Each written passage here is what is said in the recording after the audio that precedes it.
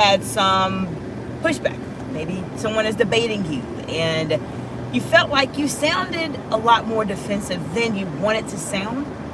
This is a great video for you because we're going to talk about how you can start to draft, state responses that are not as defensive, that come across as a bit more calmer when you are communicating as a leader.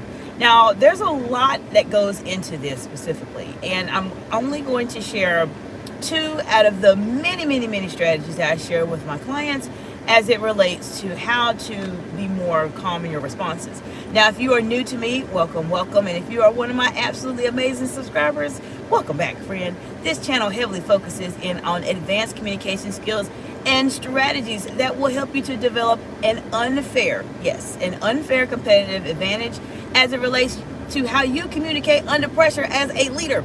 Therefore, if you are in high stakes situations where you are highly visible, you are in front of a lot of people, the room is watching you, you will want to subscribe to this channel. This is the only channel on YouTube that has over 1,100 videos that are dedicated to high stakes communication and under pressure mastery. So feel free to subscribe. Now, there's a couple of things that happen as it relates to making those defensive responses. I want to share with you too, as I mentioned. I want to know from you, have you ever been in a situation where maybe you were the receiver of a defensive response, or maybe you were the person that gave the defensive response? Put it in the comments below. Let's talk about it. All right, I want to say hello to Cat 23rd. Cat says, hey, Dark Heart and 100. High five, Cat. Good to see you, friend. How you doing today? Now, typically, as I mentioned, I only have time for 2. I'm going to give you more if you follow and subscribe to the channel. But typically what happens when someone sounds defensive, the number one way you can tell when someone sounds defensive is by their tone of voice. How many of you have been in a defensive conversation and you've heard someone raise their voice? I have. When someone raises their voice, that is typically your very first subtle cue to know that this person is on defense. Why? Because the person, and I've seen this over the past 20 years, friends. I've seen this.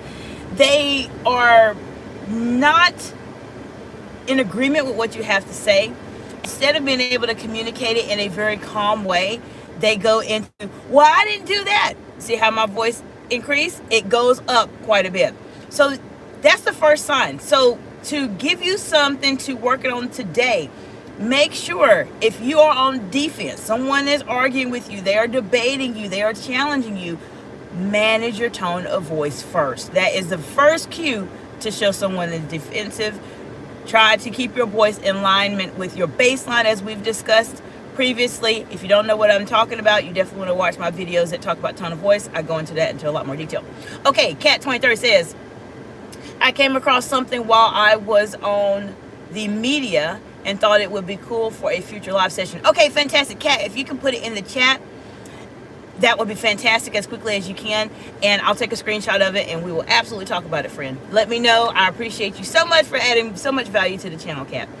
The second strategy I want to share with you, if you are becoming defensive, and Kat, I see what you have here. I'm going to take a screenshot real quick.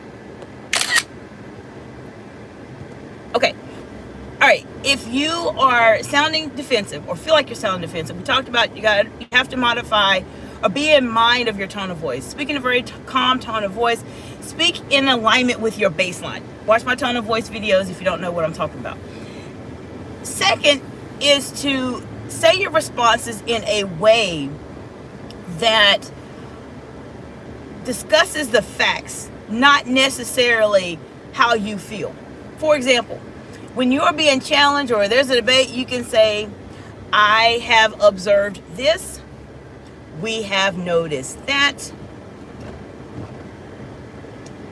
This has presented as a challenge. You are saying words that are a bit more objective than highly emotional. Most of the time when you hear someone get defensive, they will say, well, I don't think, I don't feel, I don't want.